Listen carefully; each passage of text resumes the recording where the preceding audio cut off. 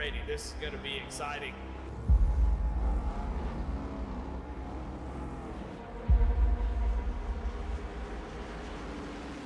Here the Geico restart zone to go. Green flag is out and we're underway.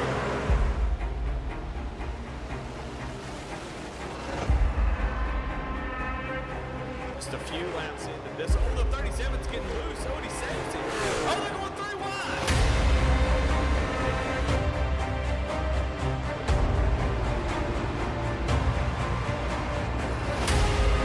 We've got a 5-way fight for the win of this race coming to 4 laps to go.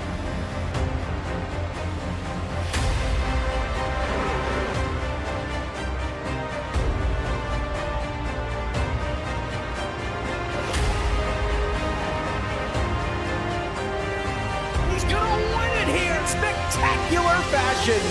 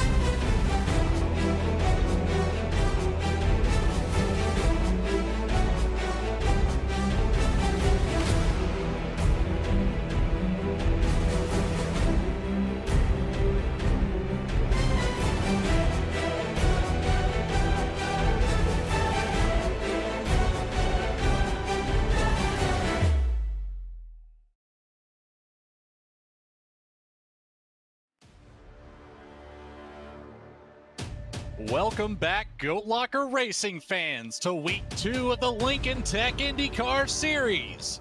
And wow, what an exciting week of season opening races we had throughout everything, Monday through Sunday.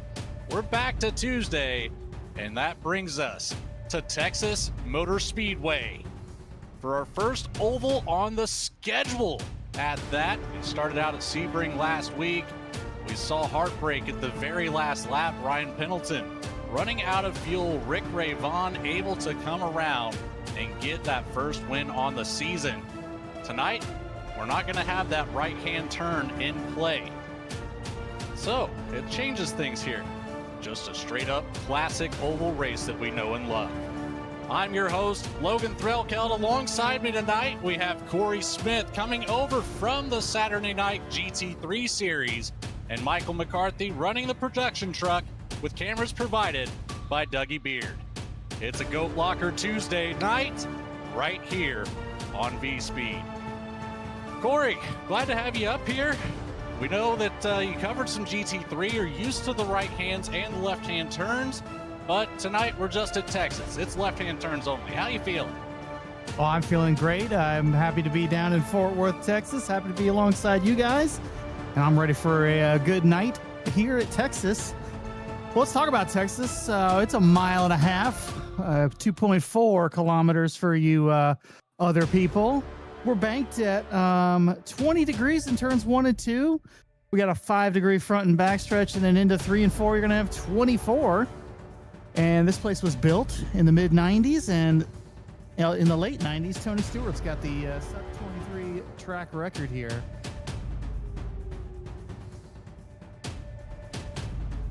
This track's not much older than myself by any means. It's got me by just over a year. Our drivers are now getting into the qualifying session, and I tell you what, we saw some pretty fast lap times in the practice session. Some of these drivers able to get around here in 22 seconds or less. So although we have 120 laps on the board tonight, as we'll bring up our race analysis for this event this evening, 120 laps, that'll be 180 miles here at Texas Motor Speedway. Pit road speed up 45 miles per hour. 4 tire sets available. Strategy coming into play tonight potentially. 2 green-white checkered attempts and 65% fuel cell load to start the race. That's important because if you have a quick caution, you can bring it down and get this Indy car up to 100% fuel cell load. That is strictly just to start the race. So keep that in mind as we go through our first stint. If we go green to pit cycle, will be much shorter than what we'll see throughout the rest of the race. Yeah, and so far, as about 14 cars have made a lap here on their timing chips. I'm looking at the Ellingson family right now. Doug Ellingson in the number 58 car was fastest in practice with a 24.123. But take a look at Jacob Ellingson in the number 27. He had the fastest overall 10-lap average. So we're going to see if he can take that and use that in the race to have the best speed overall on those long runs. It'll be very interesting. You know, one of these things that we're going to experience tonight is what's called aero blocking. Would you care to break us down on what aero blocking is, Corey? Yeah, well, aero blocking is a very simple concept. These things are designed for aerodynamics. They generate so much downforce. That is what they're built for. They can take speeds, into the corner that other cars could not even dream of. But when you get into traffic, you're going to have cars in front of you, and you need that air across all the parts of your car to get that turn and that rotation in the corners. And if you got somebody in front of you, it makes it a lot harder. So we're going to see who can contend with it tonight. We're going to see who can use it to their advantage to make passes or keep others behind them from passing them. And yeah, it's going to be a great night. That it is extremely excited for this one. Oval course in Indy. It's a tongue twister. But for now, we're going to send it to a quick national anthem from our Navy vet, Jared Ashley. We'll be right back with our grid. Oh, say, can you see by the dawn's early light what so proudly we held at the twilight's last gleaming, whose broad stripes and bright stars through the perilous fight o'er the ramparts we watched were so gallantly streaming, and the rocket's red glare, the bombs bursting in air, gave proof through the night that our flag was still there. Oh, say, does that star-spangled banner yet wave o'er the land of the free and the home of the brave?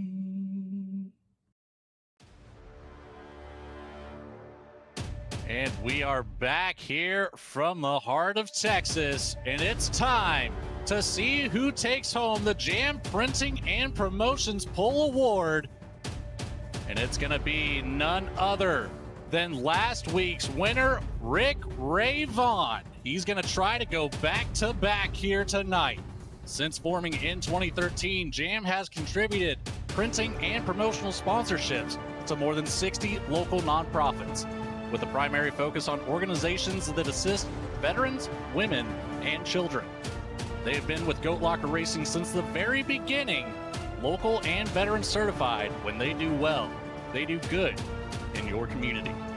Thank you, Jam Printing and Promotions, for everything you do. And you know, they make some fantastic Goat Locker shirts, I must say. So comfortable. And it's getting to be hoodie weather. So keep an eye out for those Goat Locker merch orders, and definitely pick up a hoodie if you can. On the outside, it's going to be the 33 of Tyler Justice. Rick Ray Vaughn in the 1, and the 33 of Justice make row 1 up. Behind them, it's the 07 likely sporting a Jam Printing and Promotions paint scheme. It's Patrick Dravick next to the 77 of Ryzen Baker. In row 3, Brian Provo, our P2 finisher last week at Sebring. The 08 starts out in 5th. The 23 of Ryan Pendleton looking to make a comeback here tonight. Might have some better luck on the fuel strategy. In 7th, it's the 16 of Jamie Lipke next to the 6 of Cody McElwain. That's a name we haven't seen in a while here in the Goat Locker community. Glad to have you back, Cody. Behind them to make up row number 5 in the last of the top 10, it's the 4 of Mike Browning next to the 34 of Casey Jones. Moving on to row number 6, we have the number 27 of Jacob Ellison with a 24.527. Outside of Jake will be Rob Kubat in the number 38 machine. Row 7 is going to have Timothy Stubblefield, and outside of him is going to be the 085 of James Goshen. In 15th, we're going to have William Gregory, who is going to have next to him Joseph Spillman. Row 9 is going to have Jake Ham and Devin Smith on the outside of him. And then row 10 is going to have the number 8 car of Regis Clark with Kyle Deering in the number 50 on his outside. In the 21st starting position, it's the 117 of Warren Clayton next to the 35 of David Calvert in 22nd. The 57 of Sierra Cooper takes up the 23rd starting spot next to the 91 of Christopher Ghosh. And last but not least here, I believe Chance Taylor should be starting out in 15th. However, I don't see him on the track. The 58 of Doug Ellingson will be on the outside row. Noah Hogard will appear on our timing and scoring tonight, but running our race control. Thank you, Noah, for taking care of that. As we've got drivers down into turn 3 and 4, we are about to get started here at Texas.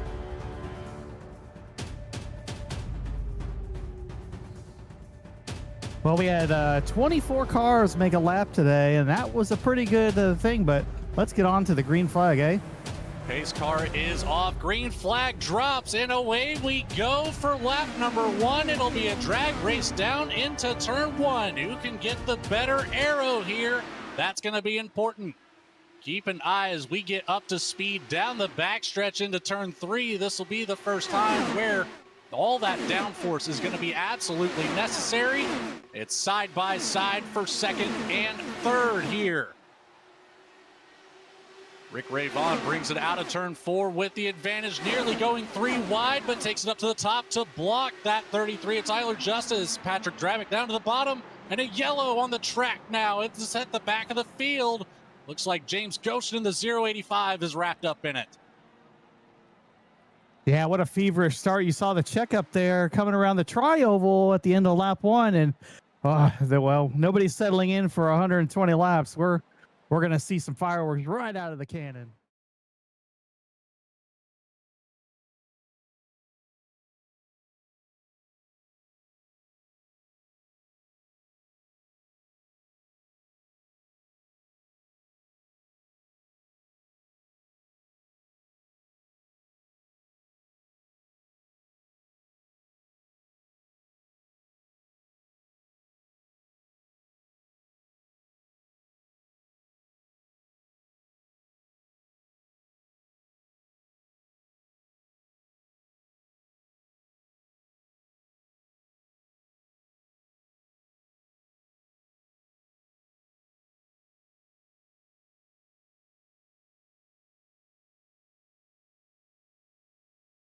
Might be able to get a onboard camera for that one potentially. He ended up going up on 2 wheels, the right side. And that is a very scary situation when the cockpit of this machine is within inches of that safer barrier. There's not a whole lot to protect you other than that halo ball.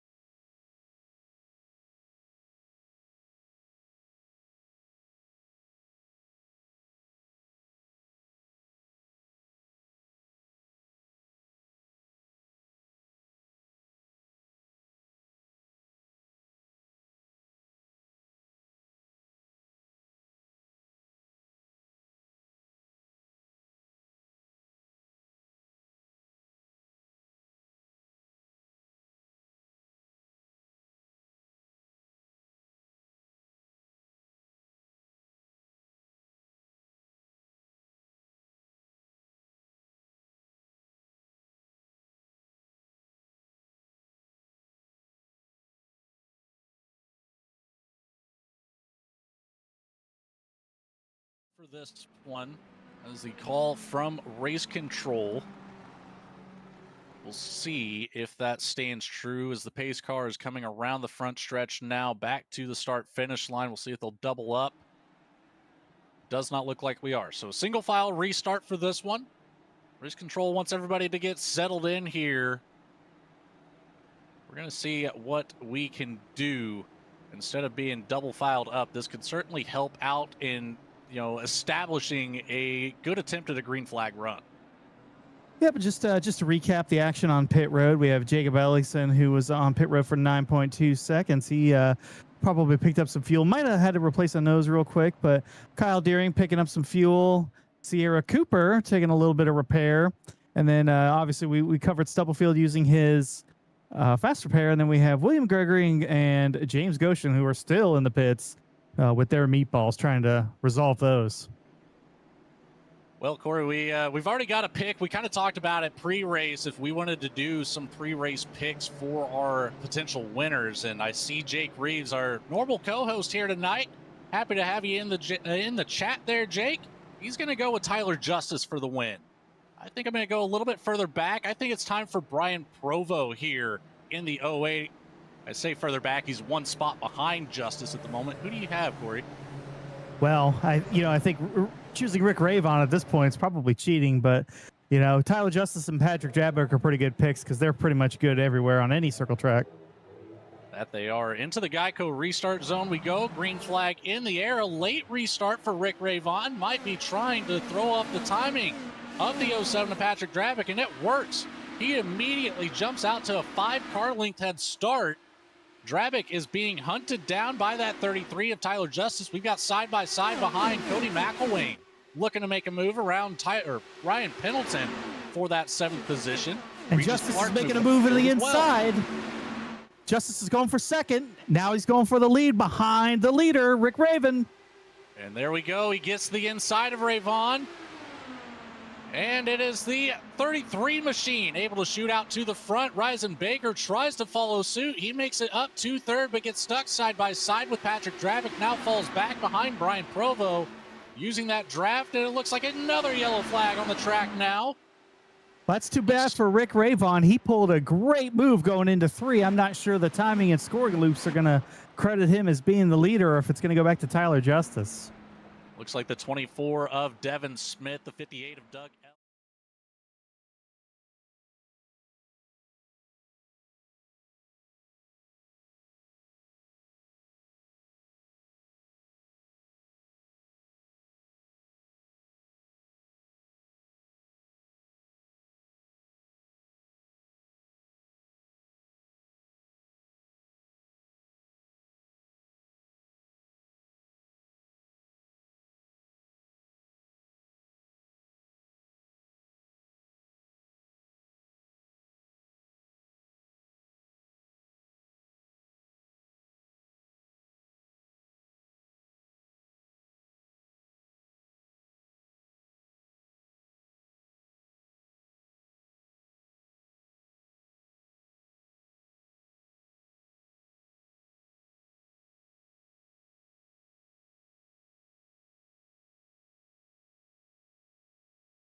Looks like, I think it ended up possibly in a tow situation.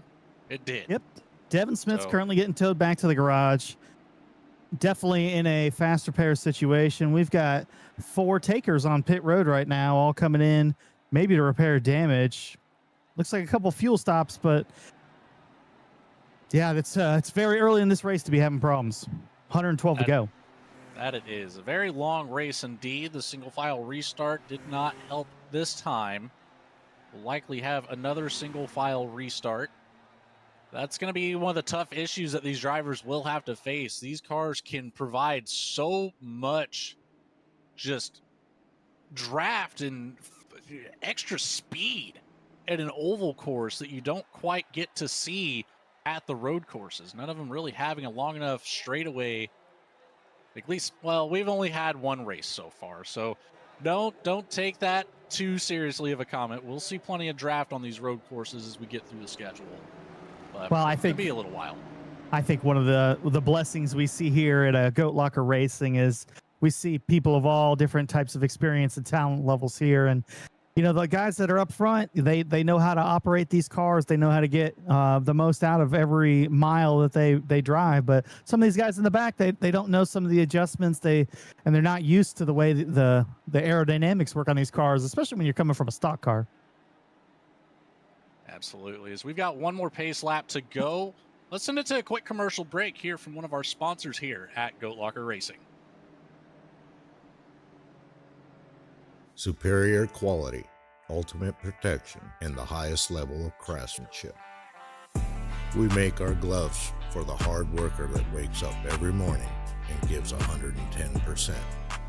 You deserve the highest quality protective gear that's going to work for you day in, day out. We know it can be tough deciding what companies to trust for your hard-earned money. It's all in our name. We've mastered our craft to help you master yours. We make our gloves rugged, durable, and designed for you. Whatever the job is, we have you covered. We are your glove station.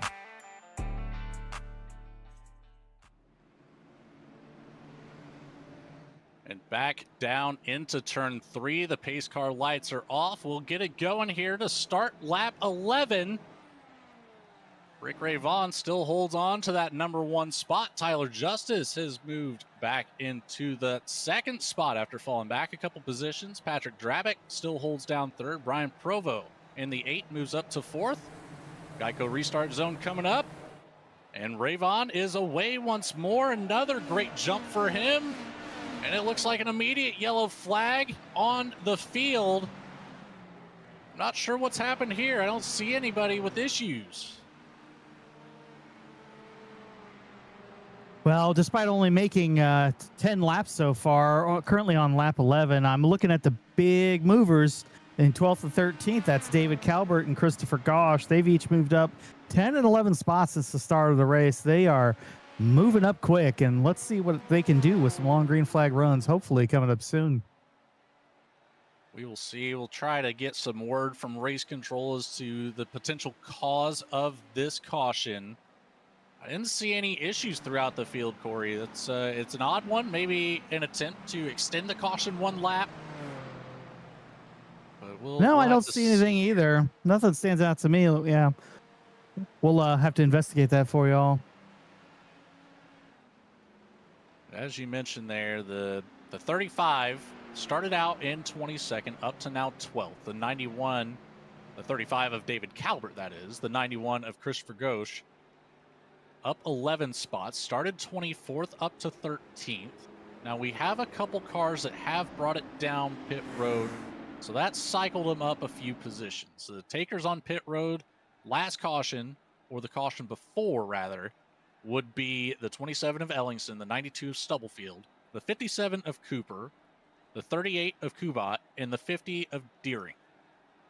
So that took 5 cars from presumably in the top 10 area back to the back of the field. Now we have to wait and see how they're going to be able to navigate, as they'll have a whole different challenge now. It's a whole different ball game whenever you have more than just a handful of cars to get around. It's a lot harder to find that clean air on the track and be able to not push up the track like we've seen already. It's just it's a nice little twist if you want to have some extra fun during one of these races. Yeah, we will. We'll have to see because the ball game right now is just looking like survival. Only the top 15 haven't had to pit for cause yet, as we have a couple of more that had to pit, and this time just for fuel.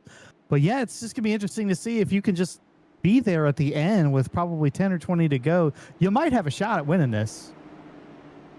Yeah, very much so. Races of attrition can always be a factor, especially with a car, like you mentioned earlier, that's essentially made of plastic. If you get a strong breeze in the wrong direction, you have a high risk of parts breaking off. It's a very fragile race car, but with being so fragile, you get these high rates of speeds. We're talking about 180, 190 miles an hour around Texas Motor Speedway.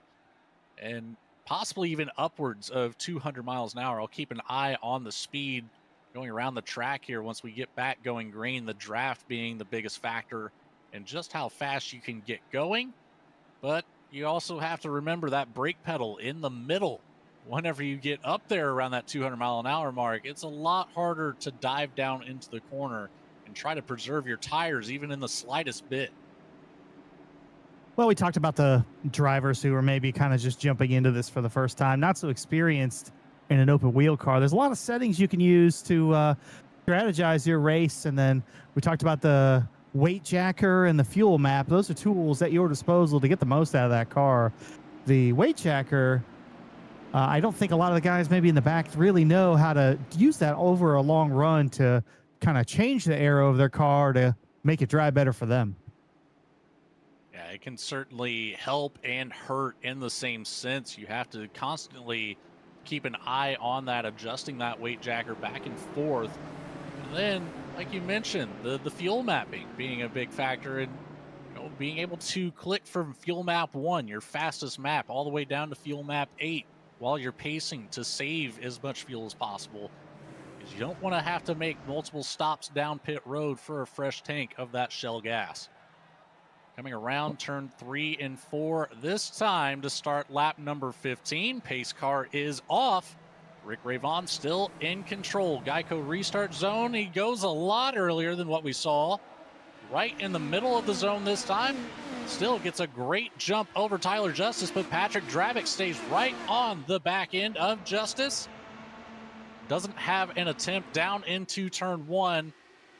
But here we go across the backstretch when we get up to full song here. 215 miles an hour on the board. I was way off, Corey. Yeah, you can see Justice making a move to the outside. He's got Patrick Drabick in tow. Who's Drabick going to run with into turn 1? It's going to be Ravon, and Justice is hung out to dry, but he's got help coming from behind this time around. I just have to point out as well, I don't know how accurate it is, but I ended up saying 227 on the board. Tyler Justice back to the bottom. Who else is going? It's the 07 of Patrick Drabick for P2. Around Rick Ray Vaughn. Brian Provo gets the inside as well. Ryzen Baker looking to do the same side by side for the lead. Tyler Justice, Patrick Drabick are going to battle it out wheel to wheel. Drabick on the outside, Justice on the inside. Here we go. Justice gets the preferred line. This is that opportunity. There it is. Slides up in front of Patrick Drabick, attempting to put that aero block into play. It doesn't affect Drabick at all. He was entirely ready for it.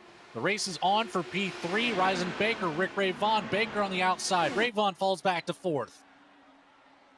Rick Ray Vaughn got cycled back to 4th and then quickly caught up with that aerodynamic draft, but quickly ended up back again in 4th. So it changes really fast with these aerodynamics. All about the strategy and line selection. As you see Patrick Drabick stick a nose out, he might try for the lead coming out of 3 and out of 2 and into 3. It's going to be all about setting up the passes in these cars. You have to think 10 steps ahead of where you're at on the track. You think about fuel strategy, you think about tire strategy. When it comes to IndyCar, you have to think about passing strategy. And here we go for a pass back behind Ryzen Baker. Looking here around the outside for P2. Doesn't quite get there. Brian Provo, Rick Ray Vaughn side by side. Ray Vaughn falls back into 5th now. Cody McElwain up 2 spots into 6th. Keep an eye on him as he's right in that draft bubble as well. Tyler Justice had a bad 1 and 2, and that allowed the whole top 6 to be less than a half second behind. This is pack racing at its finest in these Indy cars right here. Top 6, as you mentioned, within a half second of each other at the moment. On board now with Brian Provo in that 3rd position. Take a lap around here with him and see what it's like. You can keep an eye on that wheel and how much he's having to adjust mid-corner once that dirty air gets put on the nose. He's on the outside of Drabick right now. Provo gets the nose ahead, and here's the draft behind Justice. That'll get him well clear. He's going to challenge to the outside now. Justice has Drabick in tow. and Provo has Ravon behind him. It is all sorts of movement up and down the racetrack in these. You have so much agility in these Indy cars on top of the speed. It makes for some very interesting situations. Our top 6 now all side by side, 3 rows deep. Tyler Justice using the bottom line, still gets around. Ryzen Baker follows suit. Provo back to 3rd, gets a look to the inside from Cody McElwain. Yellow flag comes out. We've got issues at the back. Kyle Deering goes spinning through the infield. Warren Clayton in the 117 involved, stuck up on the outside wall right at the front stretch before the start finish. Whew, I needed an exhale after that.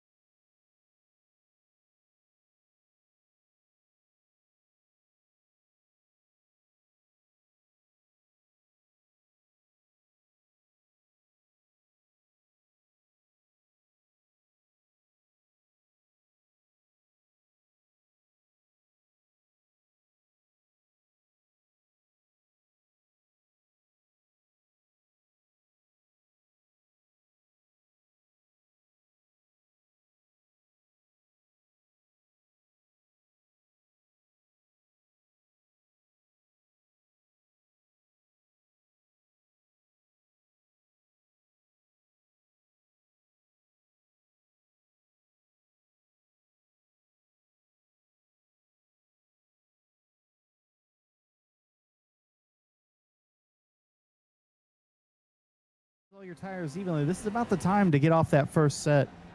Fill up on some Shell Racing Fuel. Mike, they still have no audio on the replays. Here we go, coming off of pit road now.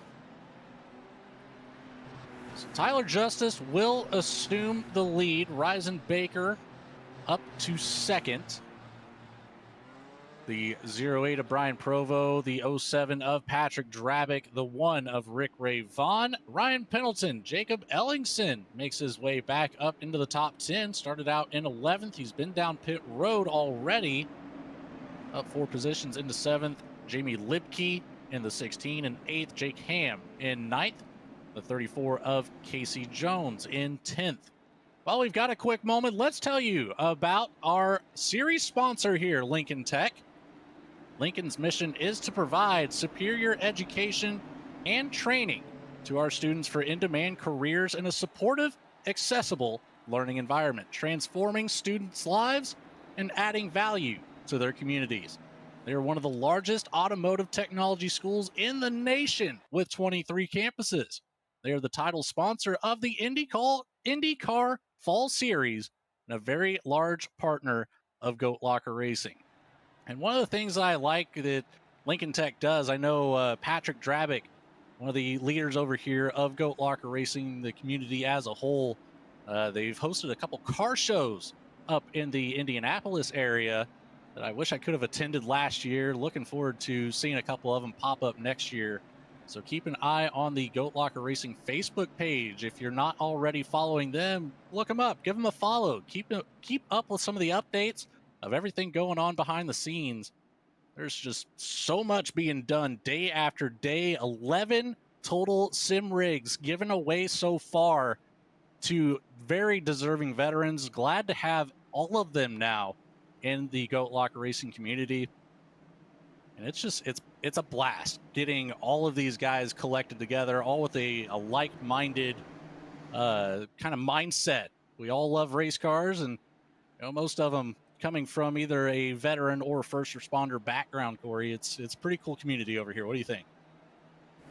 Yeah, I think Goat Locker Racing's turned Central Indiana into the hub of sim racing, and for veterans and first responders, it's great what they do as the pace car ducks off and we get ready to go back under green. Here we go with Justice in control this time. Geico restart zone, green flag drops. And we continue to see that massive jump from the leaders, but it gets reeled back in rather quickly this time. Ryzen Baker closes it up to just within 2 car lengths. Now looking to challenge as we get back to the backstretch. It's on for that 5th place spot, however. Rick Ravon, Ryan Pendleton battling it out, and Tyler Justice holding off here. Ryzen Baker looked around the outside. It didn't work. Tyler Justice caught the whole field sleeping, but Ryzen Baker had the draft on him to bring it back in. And here comes Brian Provo on the outside of Ryzen Baker, and he's going to clear him coming at it too. And that one around the outside works. So the outside line of 1 and 2 can play in favorite. If you come through there into turn 1 with the draft, you can certainly hold it down. It appears for now, before these tires really start to get scuffed up, Ryzen Baker now at threat from Rick Ravon around the outside. We're stacked right back up with our top 5 again here. Tyler Justice on the looking low to fend them all line. off. He's clear, but he's not coming up in front of him to block. I think the inside line right now will absolutely be the preferred groove. You might get some speed through 1 and 2, but 3 and 4 is where you want to be to defend. Here goes Rick Ravon back for the number 1 position around the outside. We've got 7 of them up here now for this battle. It's all the way back to Jacob Ellingson, who we haven't quite seen looking for a top 5 spot yet. He's been in the top 10. Keep an eye on that blue 27. He's got every lane he could want to choose from right now. Rick Ravon had a great run coming off of 2, but he couldn't stay side by side into 3 and 4. Now he's trying to catch up, and there's a wreck behind. My goodness. Pendleton, the 23. Provo and Pendleton got hooked up into turn 1, and the caution is out. 2 of our front runners just battling for ground on the racetrack. Come into contact on the entry of 1, sends them both into the wall hard.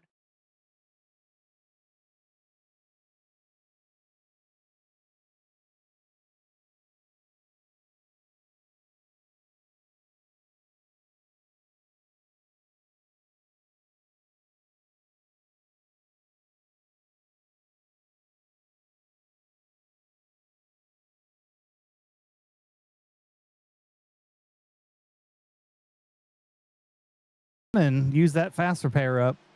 We'll see if he can get his laps back and make something happen here by the end of the race. We do have the lucky dog rule in effect here. Don't typically see that in IndyCar, I don't believe. We've already had 1 go around the track. We'll have another one this time. I believe it'll be the 24 of Devin Smith. He's running back in 18th, 1 lap down. Brian Provo, Ryan Pendleton would be next in line, however, involved in that incident, so a tow for them. Then they'll have to compete with the 117 of Warren Clayton to get those laps back. Couple takers on pit road. You got Jamie Lipke and Casey Jones coming down from service, pitting out of the top 10. Interesting call here. Nobody else bringing it down, but they have completed 34 laps on this stint. The same as our top 8 right now. From Justice all the way back to Mike Browning, excluding Jake Ellingson. I show him coming down to the pits, but also on the same stint length at 34 laps. So I don't know how accurate that is. We still have some time remaining before we see the top 8 come through. Brian Provo, Ryan Pendleton kind of in the same boat, however, obviously on pit lane now. Devin Smith, a 26 lap stint completed so far. Sierra Cooper in the 10th spot on a 30 lap run.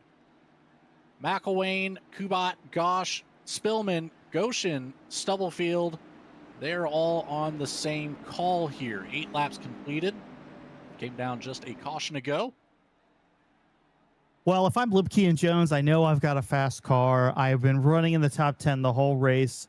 And right now I'm hoping that this is the last caution we're going to see for a while, because they've got a full tank of gas. They've got 4 brand new Firestone tires, and they are hoping that what they can do is run green for as long as possible, and everybody but them is going to have to come to pit road at least one time. Well, we've got another pick in the chat, Corey. It's coming from Matthias Marcamini. That's a name I recall. And we are looking at another pick for the 33 of Tyler Justice. So all right, well, you and on I the board for the 33 now. You and I are going to have a set of rules where you can't pick the guy who's currently leading. Yeah, that works for me. that does work for me. I want your dark horse. I want somebody to tell me who's going to win from outside the top 10 right now. Well, let's see here. Let's look through this list. Outside of the top 10, you say?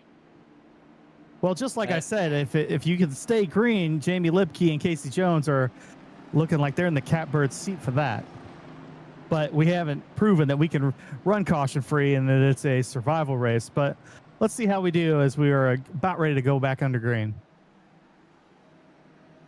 Getting back to it here. Yeah, we'll reconvene on this if we see another yellow flag come out, and maybe pick somebody that's, like you said, a little bit further back. See what they can do. Coming to that Geico restart zone one more time here to start lap 36, and away goes Tyler Justice. Rick Ray Vaughn is back about 7 car lengths, but we've seen it already, just how fast that draft will close it up. He could be all over the back end of the 33 by turn 3. Ryzen Baker, though, is already there. Well, he jumped out to 0.4 of a second lead right out of the gate, and that is just a monster lead. But like you said, it's already evaporated. As they come through the tri-oval, Rick Ravon is going to make a move to the outside as they go into 1 and 2. Patrick Drabick looks to the inside of Ryzen Baker, and we're back to this double file racing for the lead. Keep an eye just behind is Jacob Ellingson. Jake Ham now looking to put his name in the hat for the top 5. The 85 up 11 positions with the 35 of David Calvert behind, up 15. Single file now through the top 5, but it's only going to be momentary as we're going to see that 33 look to the outside. Doesn't quite have the momentum, though. Opens up the door for the 07 of Patrick Drabick. He gains a little ground in 1 and 2. Will he get side by side into 3 and 4? He does. So the bottom line is better here in 3 and 4. The 07 gets around with ease, and the 27, Jacob Ellingson, sneaks into the inside. Yeah, he's come out of nowhere. He's up 8 spots since the start of the race. Didn't have the best qualifying, but we talked about it in the speed that he brought in practice, and now he's here showing it.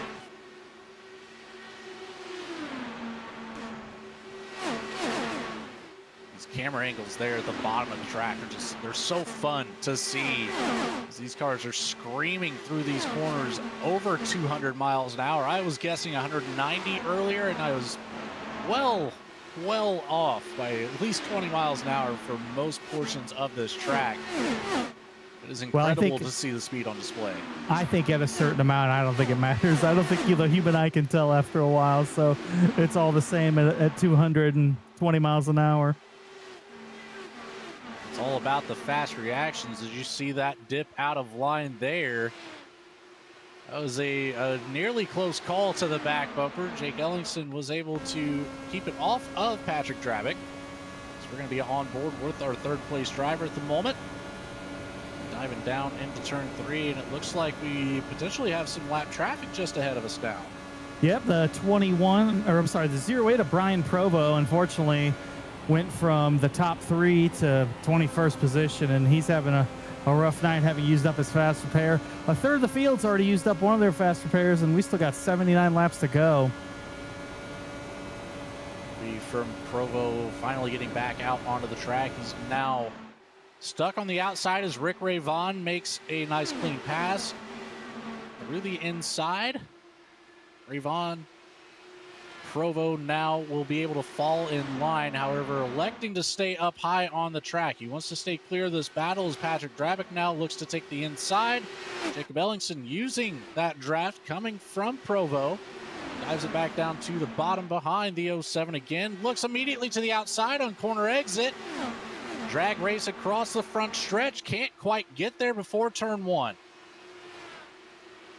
Yeah, we'll have to see how if Ellingson can manage his speed coming out of 2 and challenge down the backstretch.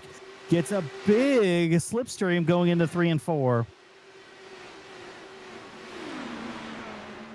down to complete lap 44. Let's see how long we can keep this one going. 45 laps started on the stint for now what would be our top 6. Cody McElwain on an alternate strategy. Then it's back to 45 laps here for Calvert and Browning in 8th and 9th. Here's an attempt for P3. Reisenbaker gets the inside of Ellingson, makes it stick. Yeah, I've been waiting all night for these guys to start saving and manage their fuel and their tires, but they just aren't doing it tonight. Everybody fighting and jockeying for the lead. Oh, we've got issues on the front stretch now. Sorry to cut you off, Christopher Ghosh. We've got 2 of them tied up together. It's Brian Provo again. Ghosh and Provo make contact across the front stretch, get intertwined, and then end up stopped. Cannot move on the track. That's going to bring out yet another caution on the night. That'll be caution number 6 for us. As you see right there, it's just, once you get those cars interlocked, they don't move. Well, unfortunately, I think this might throw Jamie Lipke and Casey Jones' strategy out the window. Of course, they only have about 13 laps on their tires, so maybe if everybody comes, they try to get that track position and hold. But let's see if everybody comes on this time.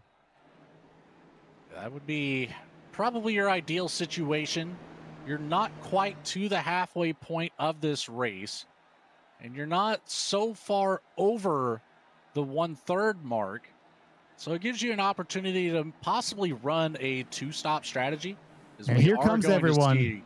Just about the entire field come down. Cody McElwain, though, on that alternate strategy, he's going to stay out and take the lead here. But Ray Vaughn, it was our previous top 8. So Ray Vaughn, Drabick, Reisenbaker, as the entire board is going to get shuffled here. I'll let this settle out before I start spouting off names. There we go. Justice, Drabick, Baker, Browning, Ellingson, Kubat, Stubblefield, and Goshen. All in pit lane. Kyle Deering in there as well. Over 7 laps down for the 50 machine right now. We'll be looking to try to gain some of those back and collect a couple more positions, as we will certainly see a few more cautions and a few more cars utilize that one faster pair. And that's your one and only shot if you want to continue this race, Corey. Absolutely. And we saw Cody McElwain, Jamie Lipke, and Casey Jones all stay out. They are on an alternate strategy. McElwain has 22 lap tires, and Lipke and Jones both have about 14 laps on their tires. So a little bit of wear, but they might be able to contend for a while. And if they can save on that fuel, then I think they're going to be in great shape moving forward. Hopefully they don't lose too many spots, but they're about to find out a hornet's nest that the front has been so far tonight. But while we're talking about Jamie Lipke, who was our Warrior Spotlight a couple weeks ago, we have a new Warrior Spotlight. And I want to tell you guys about Hamza Khan. Hamza Khan served in the United States Air Force from about 2008 to 2014, and he was a ground radio tech. He did deployments in Afghanistan, supporting Operation Enduring Freedom. And he was stationed in Mountain Home Air Force Base, Idaho, and at the Osan Air Force Base in the Republic of Korea. We are proud to have him here at GLR, and he is the recipient of the 11th sim rig that Goat Locker Racing has given out to veterans in need.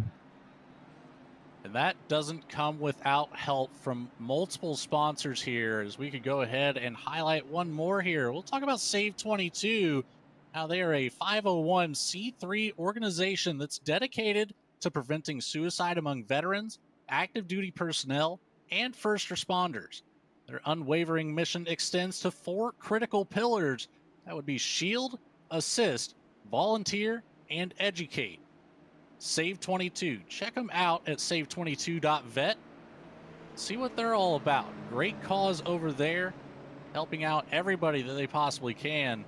As we're going to make our way back down into turn 3. Pace car lights are off. A new leader for this restart. That's the 6 of Cody McElwain.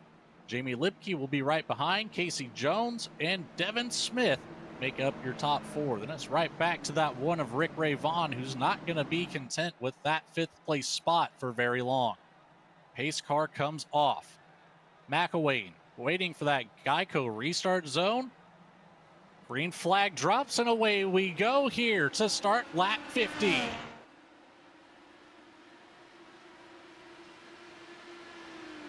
A great drive away.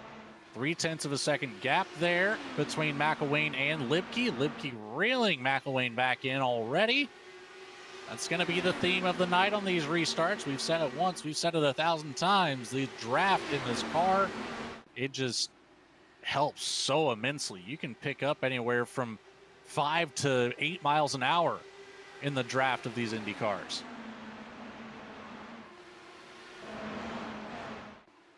Down around the bottom of 1 and 2. Libke still holding on to P2. Oh my goodness, we've got flipping in the background.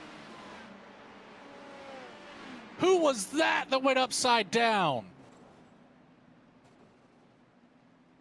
We have multiple meatballs there. Jacob Ellickson and Tyler Justice. Oh, a couple of contenders for the win, getting caught up in an accident. That's what happens when you don't stay at the front and you lose that track position. You end up in the hornet's nest. Oh, it just took 1 and 2. Got a little outside and 2, tight right up into the fence, and collected a couple of friends with him. Jake Ham in the 85 involved, the 33 of Tyler Justice, the 27 of Jake Ellingson ends up pushing out of turn 2, gets up into the wall on corner exit. And that writes the story from there. It happened just as quickly as it could. On board now with Jake Ham as we make our way through 1 and 2. Just ahead, it's the push up into the wall.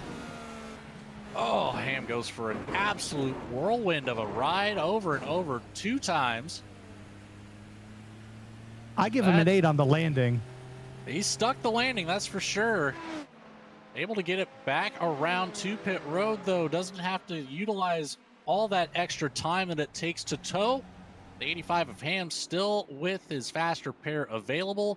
Tyler Justice fast repair available, and Jake Ellingson still available. That will be the one and only for him, so we'll have to be extra cautious as we continue on through the back half of this race. Well, now we're at nearly half the field who's already used their fast repair, so as the race tightens up with 68 laps to go, you're going to see a smaller and smaller field because there's only one fast repair. You use it, the next time you're done.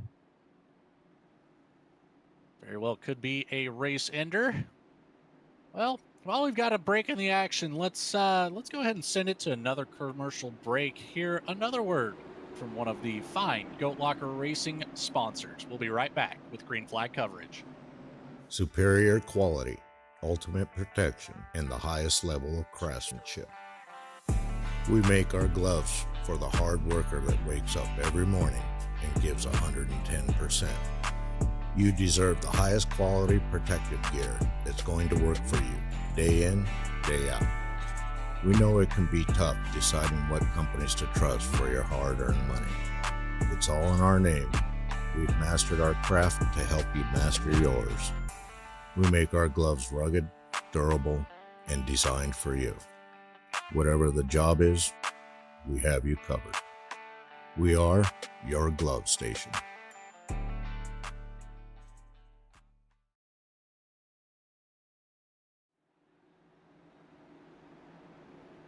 And back here live at Texas Motor Speedway. 7 cautions on the night, only 3 lead changes. Cody McElwain, the most recent of those lead changes, was able to control that restart, kept Jamie Libke at bay, holding on to that number 1 spot here as we come around, and we will be starting lap 55 this time by.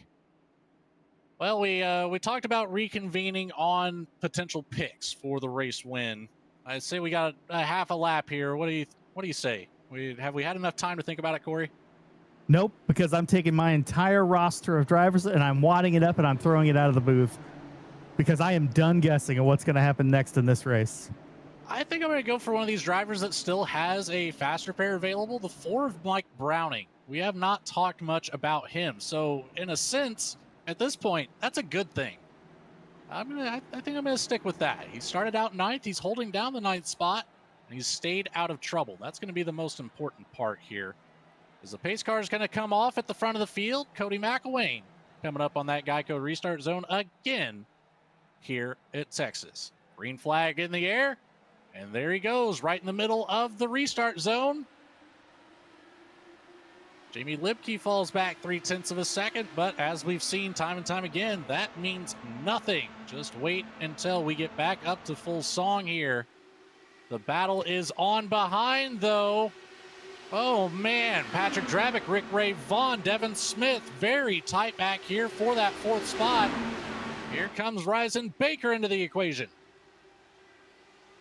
The battle from 4th to 7th is really heating up right now, and there's contact between Patrick Drabick and Devin Smith.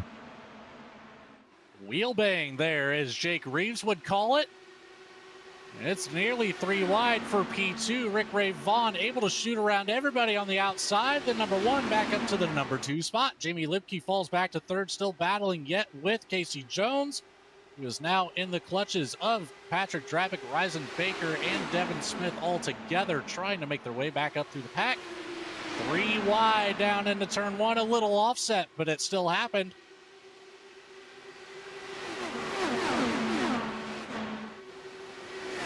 Cody McElwain got about 3/4 of a second out shortly after the green flag drop, but that did not last long. They strung out single file, but as you go into the turns, there's just not enough air for everybody. As Rick Ray Vaughn makes a move to the bottom for the lead. He's going to clear him coming out of 2. McElwain, though, shoots right back to the inside before turn 3, and we've seen it already. The bottom of turn 3, the better line here. You can use the top line of turns 1 and 2, but not so much on the opposite side of the track, as Cody McElwain right back to the lead. Rick Ray Vaughn will challenge on the outside of 1 and 2. Looking at the gap in the middle is the 77 of Ryzen Baker and P3. Can't quite get there to do anything. Ray Vaughn back to the bottom. Baker to the top. It's nearly 3 wide in 3 and 4. That's going to allow Patrick Drabick to close up on this party. Now it's a 4-horse race for the lead. McElwain back to the bottom. Ray Vaughn's going to get a run coming off of 2. Can he get side by side? And he can, coming out of 2 down the back straightaway. That's going to allow Ryzen Baker. No, McElwain gets into the gap between Baker and Ray Vaughn. That was close. That was not much more than just a car length to sneak up to that top line. Completely shuts down the 77's run. McElwain able to challenge here on the outside. Patrick Drabick now we're on board with in P4. Baker high up on the track to the outside. Drabick stuck on the bottom. There goes the Baker machine. The 77 chasing down McElwain still. Drabick seemingly setting up for a pass, and this is an interesting thing here as well. Only 5th gear being used as we get through the corners. Got to keep the RPMs up as we are side by side for the lead again between McElwain and Ray Vaughn. Watch Baker come out of 2 with a run on the high side for 2nd. Going to use Rick Ray Vaughn as a drafting pick here and going to make a move to the outside for the lead coming out of 4. I like this call, but we're going to see a caution on the track again. Timothy Stubblefield's involved. Rick Kubat's involved. Rob Kubat is involved. Jake Ham involved James again Goshen as well. James Goshen in the 085 also involved. Stubblefield and Goshen receiving heavy damage, totaled out their cars, and they've already used their fast repairs. I think we're going to have some retirees. Apologize. It looks like Rob Kubat actually has already been in pit lane for 1 minute and 15 seconds, so not involved in this one. The Stubblefield, Goshen, and I believe that'll actually be it here. There it is. There's the contact to the left rear. You get sent up to the top of the track. Just a single car incident.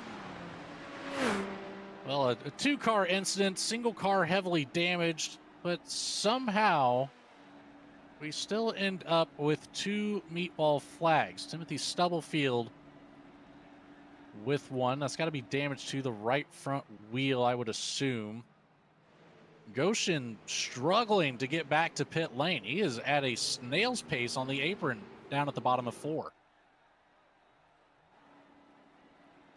Does not want to use that tow, though. I don't blame him. It adds about 2.5 minutes of time before you get back to pit lane. However, at this rate of speed, I don't think it's going to be much slower. I believe his night is definitely over. As a heavily damaged race car still has some RPM in it, though, so the engine able to keep it rolling, but seems You can like see likely you can see- heavily gearbox damage. Yep, you can see the damage to the right front just a little bit. Missing rear wing. The rear wing's not a big deal, but I think if the way he backed into that wall, I think that it's going to be terminal for James Goshen. Well, you know, James Goshen, he's just cruising down pit lane now, so why don't we go ahead and talk about Cruising Classics? That seems like a good slide into one.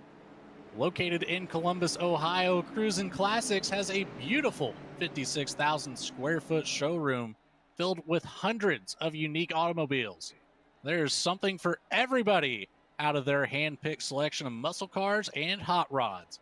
Come on down to visit the facility today and check out their website at cruisingclassicsinc.com. I don't know about you, Corey. I've checked out their website a couple times as well, and they have some really, really nice cars out there in Ohio. I think I'm going to have to make a stop whenever I end up on the East Coast at some time.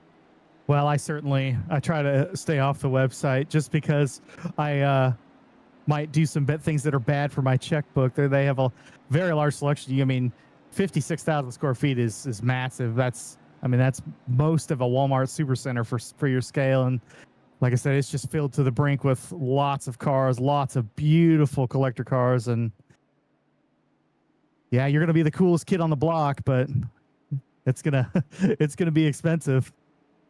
They do have some affordable ones, though. I will say that. So definitely check them out and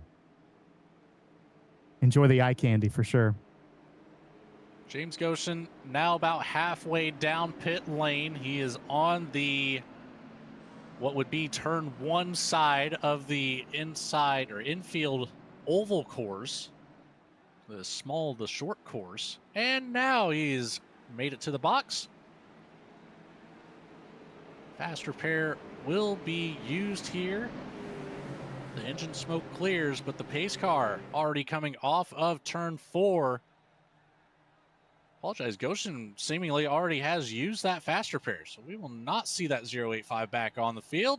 Rick Ray Vaughn into the Geico restart zone, and away we go for lap 65 here at Texas Motor Speedway. 66 rather.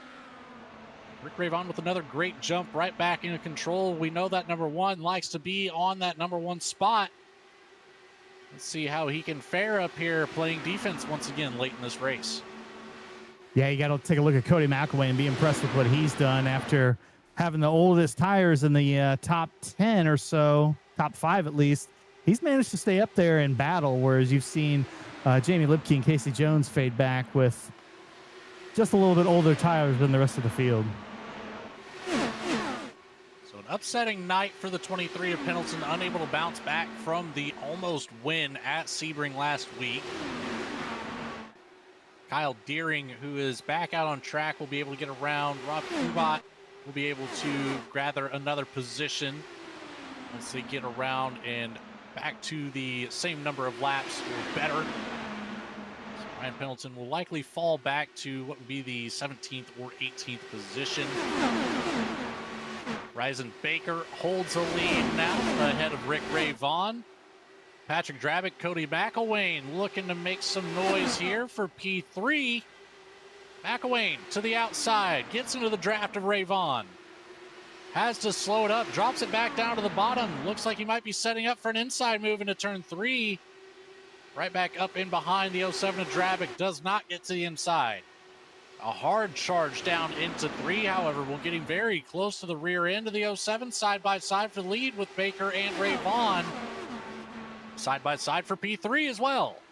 Patrick Drabick's going to help Ryzen Baker keep the lead with a slipstream down the back straightaway as they come out of 2. Now there's single file with Baker setting up for a move on the outside in 3 and 4.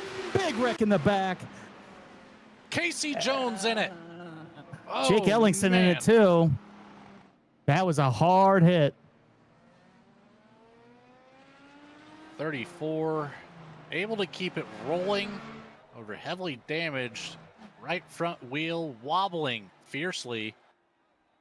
We've got one already making it around back to pit lane. That's the 4 of Mike Browning. As you mentioned, Jake Ellingson involved. He immediately towed it back to pit lane.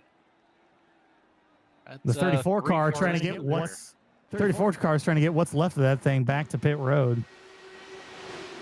Back here on the V-Speed instant replay as we come around out of turn 4, near contact out of turn 4. We come down back to turn 1. We almost had a 3-wide situation, near contact to the back bumper. Jamie Libke there, and then it's on. Looks like he just got loose at it too. Maybe a little too fast for the grip level there, but damage is done. Jake Ellingson on the outside line, as you mentioned, a little bit loose, unable to get it saved. That's a difficult thing with these open-wheeled cars. Once you get past that slip angle, it is so hard to catch. Man, Casey Jones goes for a wild ride there. Big chunk of the field coming down pit road now.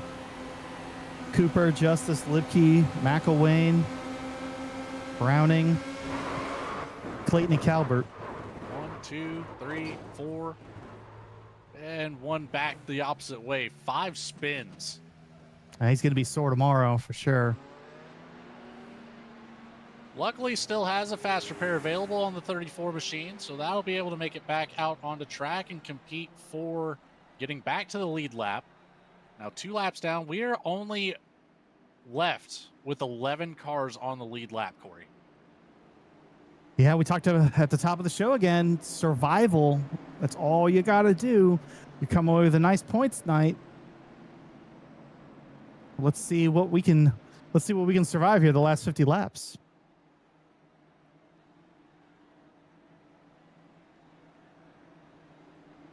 Pace car coming around here at a cool, I believe, 55 miles per hour.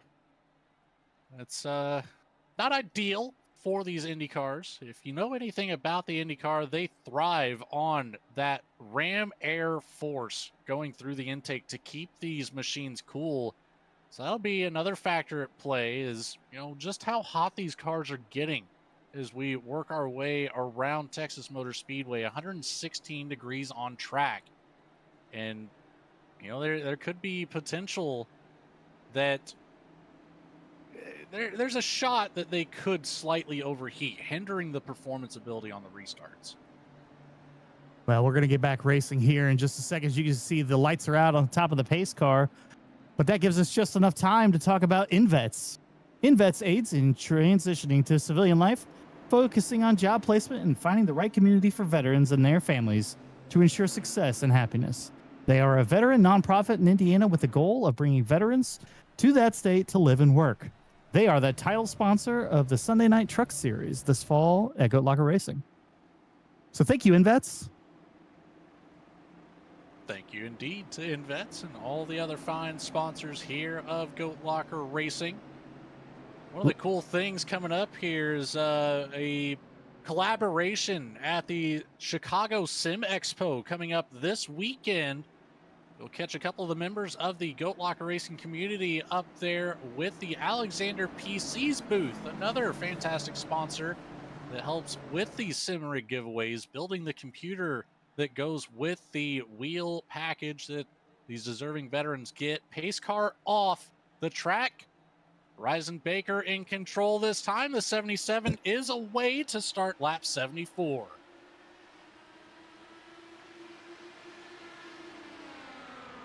Keeping with the single file restart seems to help extend some of these green flag runs so far. Rick Ray Vaughn battling it out with Patrick Dravick. Dravick to the outside. Ray Vaughn shoots down to the bottom, catching the draft of Ryzen Baker. Dravick looks to do something around the outside. He finds speed in 3 and 4. Surprisingly, we haven't seen that yet. And he's going to shoot around Ray Vaughn for P2. Now under threat from the 57 of Sierra Cooper. Up into the top 5 now. Patrick Dravick, I think, was saving for the last about 50 or 60 laps, contending up front at the start, but just hanging back in the top 5. waiting for everything to happen around him, but not anymore as he's going to challenge on the outside through the tri-oval going down into one. Bryson Baker, the hot pink machine on the bottom. Patrick Drabick up on the top for the most part. Looks to the top here, coming down the back stretch. Gets a great deal of speed, actually. Gets side by side with Baker, but Baker with the preferred line in 3 and 4. Patrick Drabick makes Drabick contact gets and to the sends back, him. sends him through the grass. Caution will likely not come out. Oh, back up onto the track. It should now. No, he gets it back up to speed. Patrick Drabick loses the front left wing, however. The 07's going to fall back through the field. Rick Ray Vaughn controls the race lead again. Apologize, that's the right front wing. Oh, there goes Drabick into turn 3. That was only a matter of time if he can. Hit. What happened there?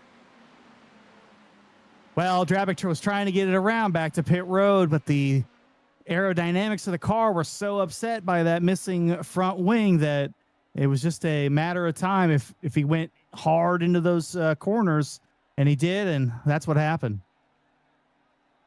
Kyle Deering wrapped up in it. Patrick Drabick's wrapped up in it. We had one more that ended up making contact, I believe, with Deering. Yeah, we have 50. You see Ryzen Baker sliding through the grass. Go ahead there, Corey. Yeah, we got Drabick, Kubat, Deering, and Cooper all with heavy damage.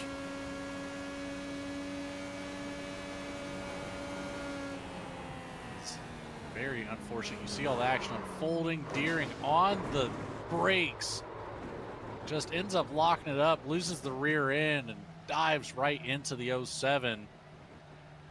You can see it. There was the attempt made. It was just a little bit too aggressive on that brake pedal. That's so easy to do in these cars, especially when you're in mid-corner. So that'll be a heavily damaged 50 machine, a heavily damaged 07. I believe both of those drivers do still have their fast repair available. Should be able to get back out on track now. Ryzen Baker. 10 cars on the lead lap. Ryzen Baker, the last car on the lead lap, made his way down for service, new tires, and I think a new front wing, and he's back on track at the tail end of the lead lap. But that's only 10th at this point, like you said, so still a chance to climb back up there with 42 to go. Rear end completely snapped out from behind Patrick Drabick. Struggling on corner entry. You saw on the wheel there, he actually ended up dropping it down to 4th gear. That could be it, locking up the rears and sending him into the wall. I don't think the RPM difference between 5th and 4th in these Indy cars is that great to do that, but it certainly happened one way or another. Well, fortunately for Drabick and Gosh, they both have Drabick has his fast repair and Gosh does not, so Gosh tonight might be over, but Patrick Drabick, he'll be back into it. He just might be a few laps down. Well, we talked about him. Why don't we take a quick look at the showroom? We'll hear a quick word from Cruising Classics, and we should be right back for the green flag.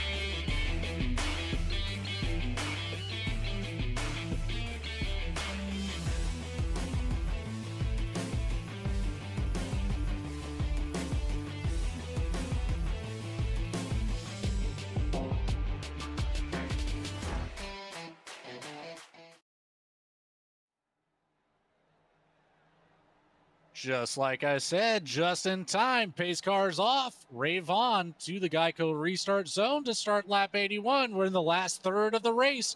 A little bit of a stack up there with Cody McElwain on the start. That'll give Ray Vaughn just a slight advantage here, but not quite as much of a gap as what we've seen. However, now extending that to nearly that 3/10 mark, and it's on for 5th place. David Calvert gets to the inside of Devin Smith, makes it stick through 1 and 2. That'll be a pass to complete into the top 5.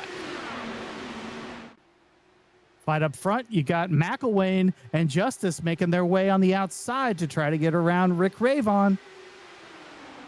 McElwain there, wheel to wheel momentarily, falls back as they enter turn 1. Side by side behind, though. Jamie Lipke, David Calvert still on the move on the outside this time. Lipke in the 16 machine, the pink and blue. Falls back to 5th, Calvert up to 4th, and still trying to hunt down for more positions. A quick move to the inside. Cuts the grass just a touch. Justice defending hard for that 3rd place spot. Ray Vaughn gets around the inside of Cody McElwain for P1. You can see them jockeying for a position going down the back straightaway, trying to choose their line and not be in front of somebody, or correction, not being behind somebody who's going to take all that arrow away, as McElwain's going to come around the outside in the tri-oval. Can he make it stick in 1 and 2? He's going to need help to make the top line work, and nobody's going to follow. This battle between Ray Vaughn and McElwain, just incredible back and forth here as you see him switching positions lap by lap. You get one to the inside, one to the outside, right back to it. Ryzen Baker says, I want some. He's going to shoot to the outside, looking for the lead down into turn 1. Falls back just a touch. Rick Ray Vaughn looks to get to the inside, pushing up the track right behind. Not quite into an arrow blocking situation. That came out very fortunate there for Ray Vaughn. He was on a trajectory right for the wall. Tyler Justice sneaking up to the back end.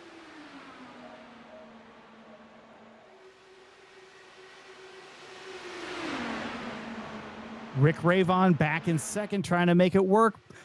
Looks like Ryzen Baker right behind, going to make a move to the inside and follow McElwain into 3 and 4. Which line's better?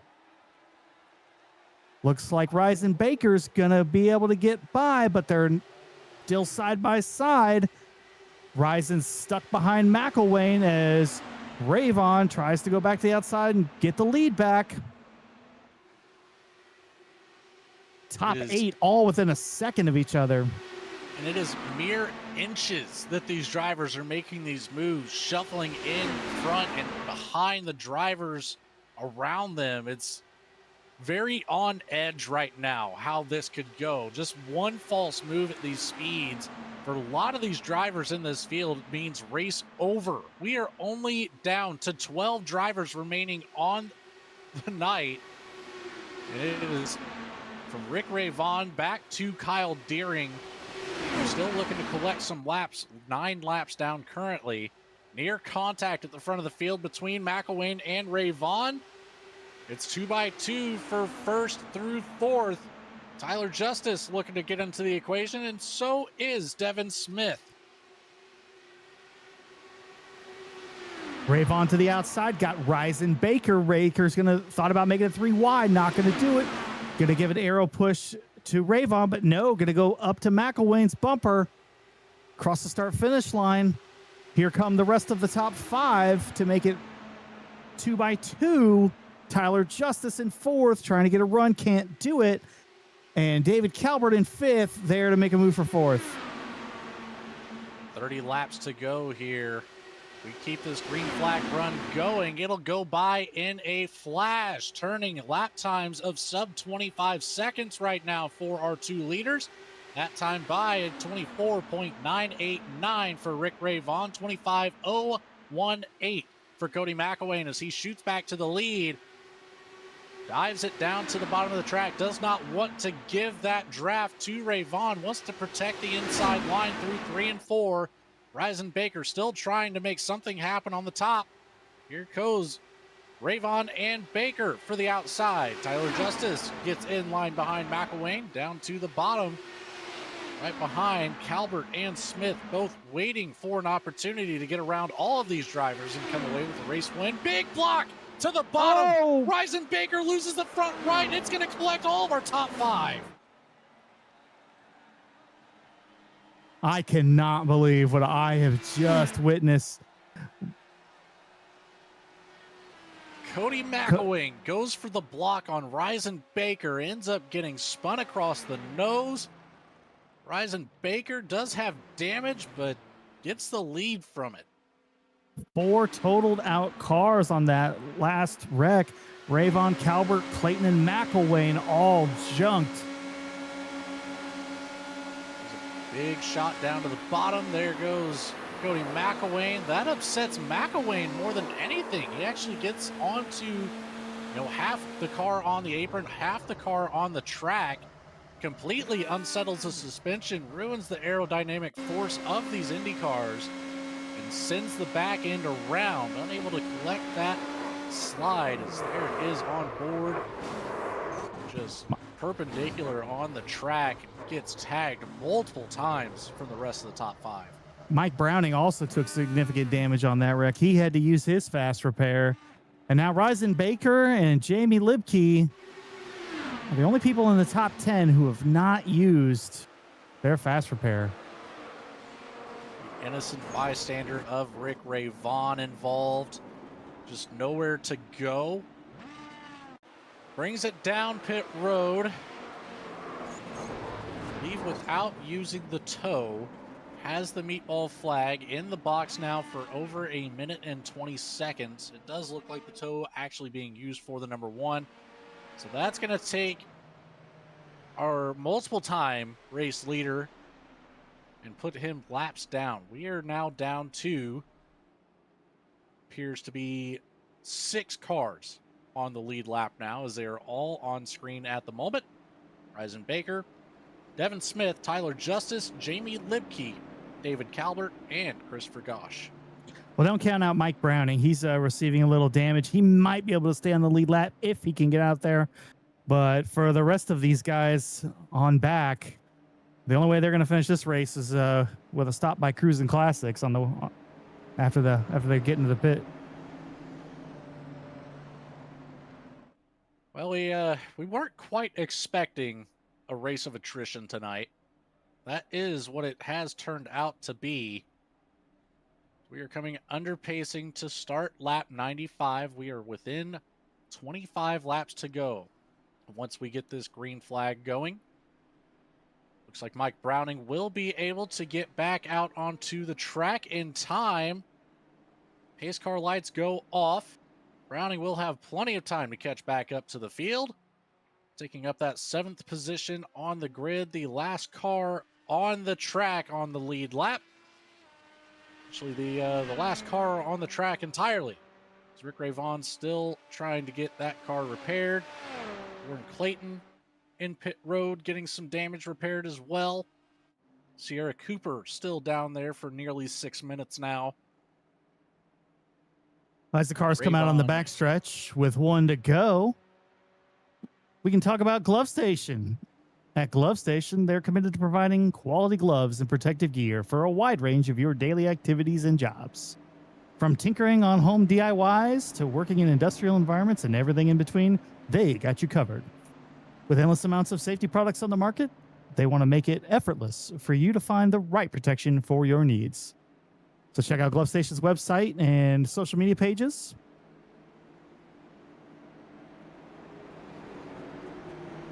I believe there's a couple of our drivers here, with the series that we cover that offer the driver cams on the night that do represent Glove Station, using some of their gloves on the sim racing experience. Green flag drops, Ryzen Baker away. Let's see if we can take this now 8-car field as Rick Ray Vaughn back on the track. Got that damage repaired just in time, but 2 laps down. 8 cars to take it to lap 120 now.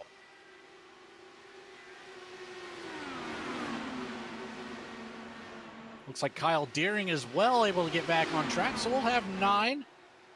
But we'll hopefully make it to the very end of the show here. Battle still fierce for the lead. Ryzen Baker, Devin Smith, Tyler Justice, Jamie Libke right in the equation. David Calvert looking to close that gap up.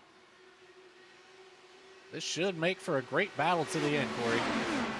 Yeah, Devin Smith started back in 18th position. Happy to see him having a good night tonight. Hopefully he can make it happen. He's already used his fast repair, been in some trouble, but here he is with 23 to go, still in the hunt. Tyler Justice gets to the inside of Devin Smith, makes it stick, but doesn't get the momentum out of the corner. Devin Smith gets right back around. Not quite clear, however, a shot to the inside. There goes what would be the Rick Ray Vaughn machine trying to get back to the lead lap to the inside now of Devin Smith. Got around Lipke with no problems.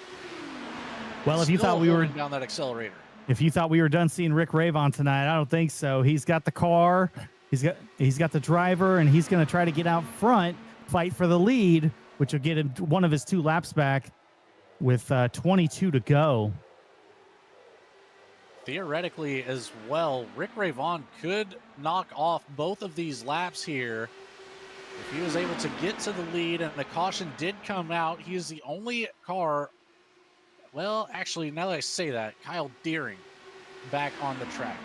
Not entirely sure what the IndyCar ruling is for the lucky dog scenario. A little bit of a foreign land for me in that, as Rick Ray Vaughn does get ahead of Tyler Justice. Justice back to the outside. Not ideal to be battling for that would-be number 1 position in the field with a lap car, but Rick Ray Vaughn trying to get back to being in that battle legitimately. Hugs the bottom of 3 and 4. Hard spot for Tyler Justice to be in. You don't want to upset Rick Ray Vaughn. You don't want to fight him. You don't want to end up having an accident. But if you stay behind him, the rest of the field is coming. That it is, as you can see right now. Ryzen Baker, he was able to close the gap rather quickly to Justice. But here's where it kind of starts to fall apart for Ryzen Baker's down into turn 3. A little bit of the arrow coming into play, however, held it down a lot better that time, all over the back end of Justice. But we're going to allow Jamie Lipke and David Calvert to close that gap right back up. Interestingly enough, Ryzen Baker, Jamie Lipke, the only 2 on the field that have not used that fast repair yet. So they still have a little bit of a chance in the back pocket if something goes south. As you see Justice trying to get around Rick Ray Vaughn, can't make it happen. Got the push from Ryzen Baker. Ryzen Baker been at the right place at the right time all night. As soon as somebody has an issue or is, kind of in traffic, Ryzen shows up and steals 3 spots in 1 corner. So great racing from Baker tonight. Speaking of spots gained, David Calvert up 18 on the night. Devin Smith up 13. Christopher Gosch up 17. Some big movers here that have able to survive this race of attrition. As we are finally getting into the closing laps of this one, Corey, it's coming down to the wire now. These 24-second lap times go by in a flash. Well, they only have about 9 cars on track, so there's still plenty of room for error, but with a little bit of fanning out, the racing is going to get good here in the final 15, I think, for sure. It absolutely will. I would imagine it's going to be pretty well a side-by-side battle for the last 10 laps, but we're going to find out here shortly, because we are closing in on it to start lap 107. Tyler Justice holds the lead. It's still having to navigate that one of Rick Ray Vaughn that's up ahead, putting that dirty air on the nose of the 33 as we make our way through the corners. And a nice, I'm not so sure. Solid... Go ahead, Corey. I'm not so sure that Tyler Justice isn't doing this on purpose. You stay alongside Rick Ray Vaughn. You make sure everyone behind you has dirty air no matter what. Make it almost impossible to pass. As you see Ryzen trying to get around on that 3rd line, just can't make it work. Has to run up way too high coming at it too. Going down to the bottom of the track at the back of the field there. I believe that was the 4 of Mike Browning. Not sure what happened to him. Kept it off the wall, however. Very close call for Mike Browning on that ordeal. Some shuffling in the middle of the field. David Calvert, Christopher Gosch battling it out. Jamie Lipke shoots around here for P2. Ryzen Baker issues out of turn 2, might have contact with the wall. He's significantly slower at the moment. David Calvert up into the top 3 now.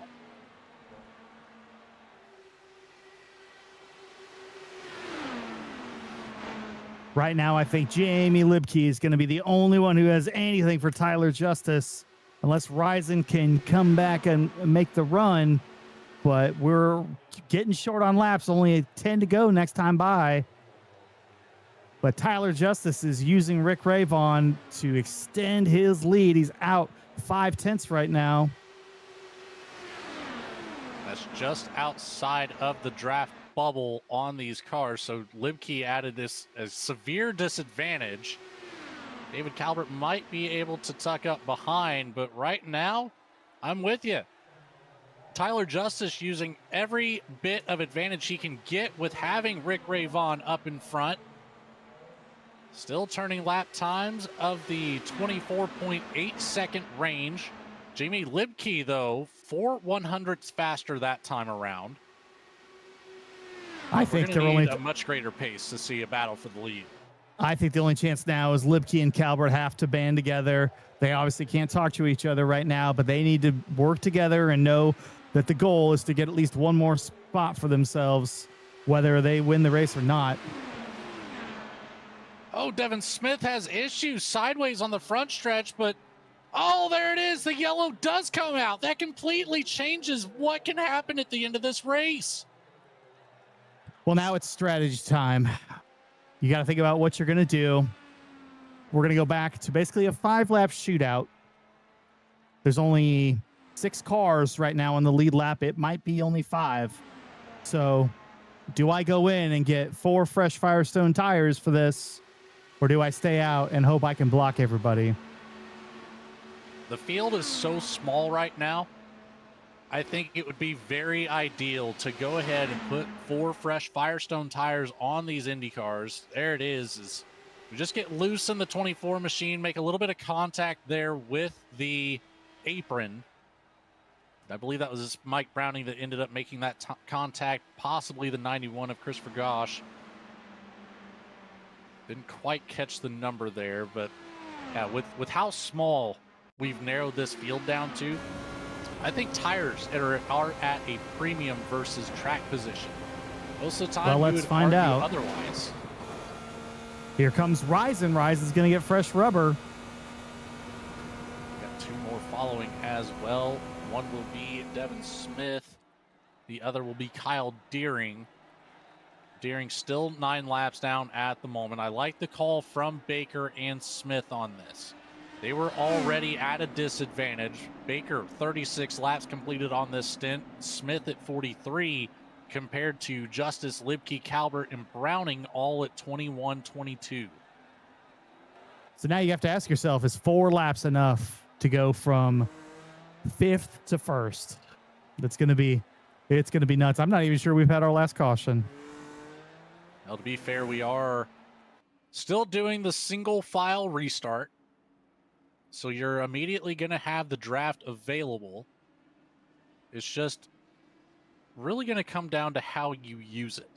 You have to really strategize on the correct line. I've been saying all night long, I would prefer the top line of 1 and 2. It seems to hold more speed. You get a better drive off of 2. You get a little bit more speed down the backstretch.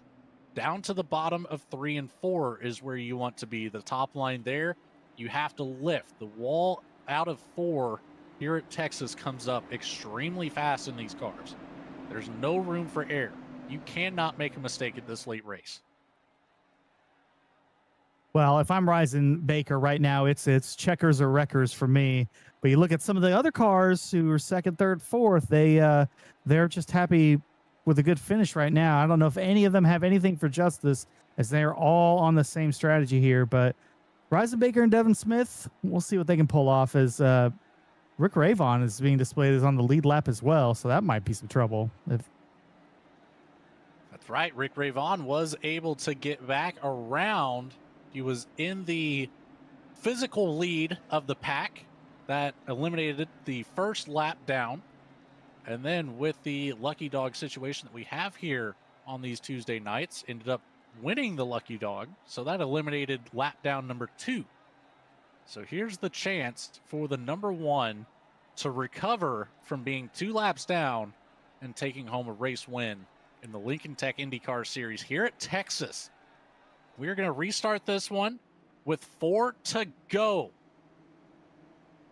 Well, if you need any other affirmation about how good Rick Ravon has been tonight, not only has he led 42 laps, but he was competing for the lead on that in the middle of the race with 20 lap older tires than his other competitors and still making it look easy. So 6th place, 7th place, not too far for Rick Ravon, 4 to go at the line.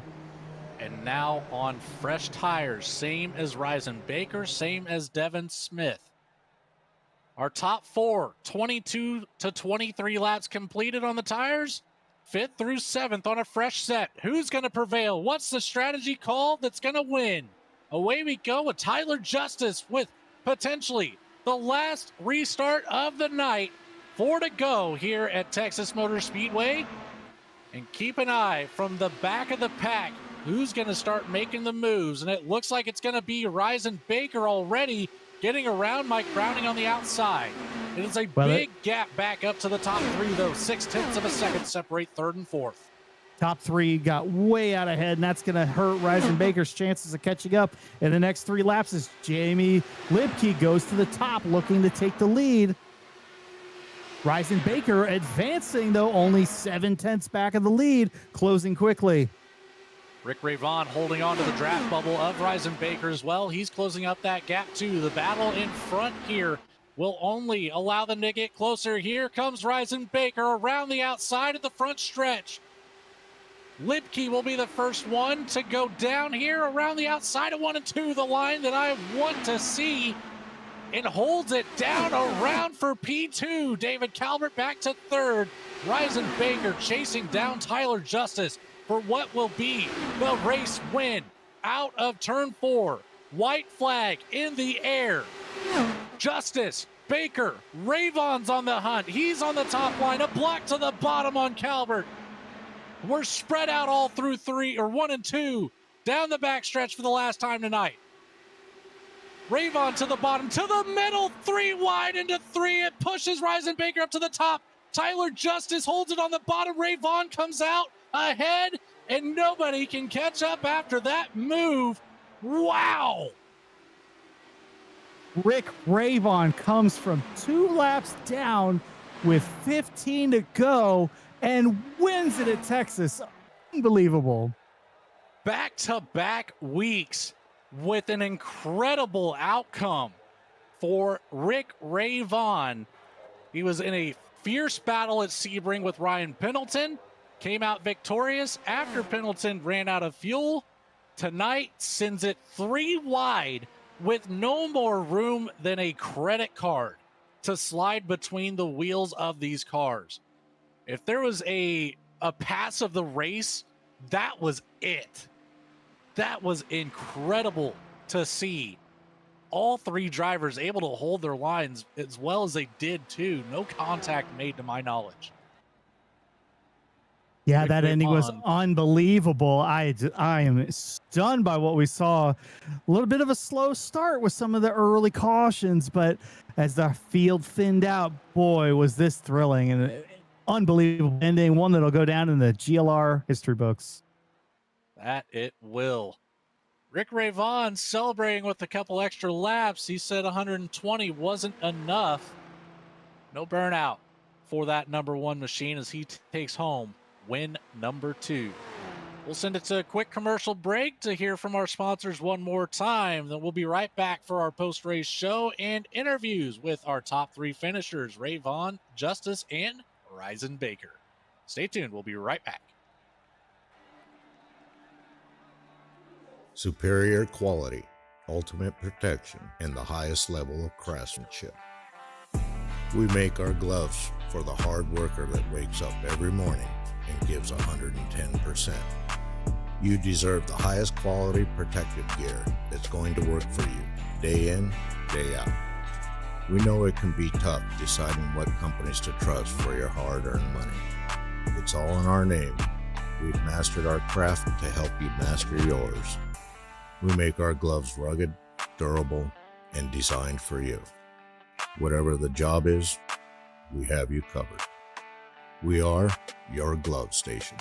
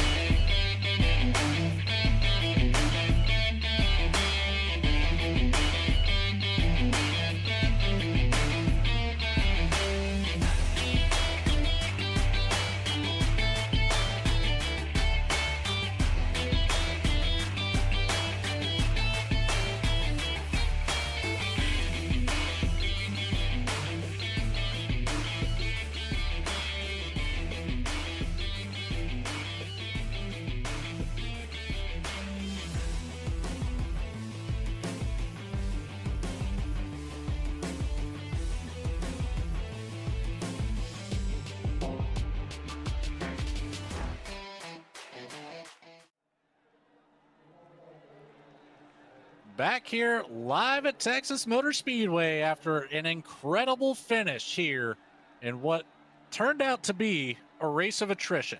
Only 7 cars on the lead lap, 9 cars finishing the race. It was a crazy one with Rick Ray Vaughn able to shoot through the middle into turn 3. Came into it 2 laps down with 15 to go, comes out with his second win on the season. Tyler Justice in the 33, a hard-fought battle all night long. 0.077 of a second separates Justice and Ray Vaughn for first and second. Ryzen Baker just 0.009 behind Justice for P3. Jamie Lipke in the 16 machine survives this one. The 4th place finish for Jamie Lipke will not be a disappointment. The 24, Devin Smith, comes home in 5th with the 35 of David Calvert, rounding out in 6th. Mike Browning in the 4 takes home P7 on the night with the 91 of Christopher Gosch in 8th. Kyle Deering in the 50 takes home 9th with Cody McElwain rounding out our top 10.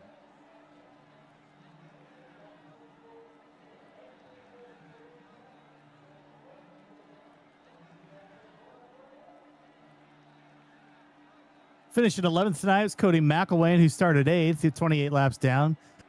12th was, Sierra Cooper in the 57 machine. 13th was Patrick Drabick, Casey Jones, Jake Ellingson, and Rob Kubat, 14th through 16th. Timothy Stubblefield, 17th in the 92 machine. Ryan Pendleton in the number 23, 18th. The 085 of James Goshen, 19th. And Jay Cam in the 85 in 20th. Apologize there. It looks like Warren Clayton rounding out the top 10. A little bit of discrepancy on my timing and scoring. But we're going to go back here to the 21st position, which belongs to the 41 of Joseph Spillman. Ryan Provo unable to have a better outcome here. We saw Provo on the podium last week at Sebring, finishes out in 22nd here tonight. Doug Ellingson takes home the 23rd position. Regis Clark in 24th with the 8 machine. William Gregory in the 32 takes home 25th. And last but not least, it's Noah Hogard still up in the race control tower. And Chance Taylor in the 14 not taking any laps tonight. That'll lead us into our interviews with our top three. Corey, I believe you've made your way down pit side, down to finish, or victory lane rather, standing by with Rick Ray Vaughn. Yeah, I'm here in the V-Speed victory lane with Rick Ravon. Rick, I hope no one that loves you was watching that move. That was some move for the win going into 3. Tell us how you did it. I don't know how I did it really. Can you hear me okay, by the way? We hear you great. All right.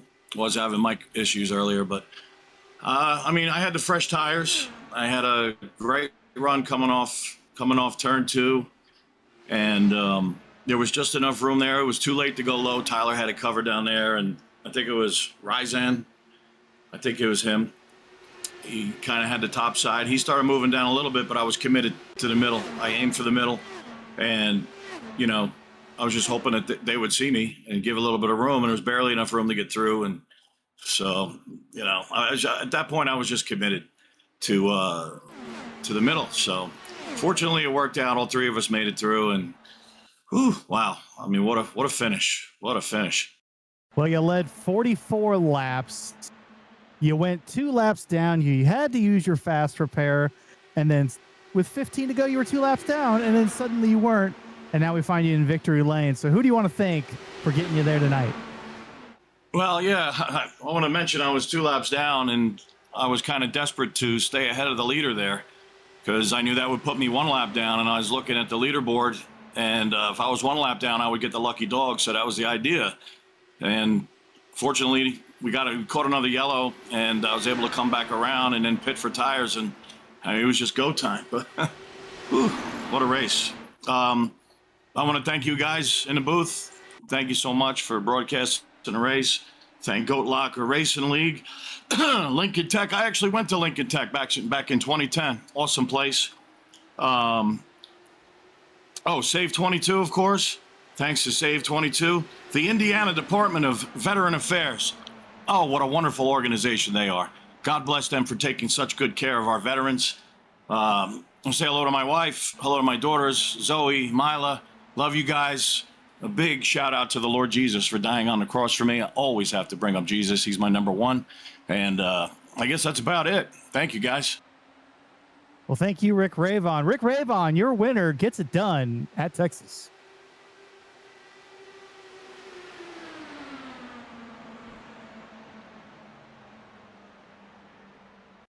All right. Well, we saw it there on the screen.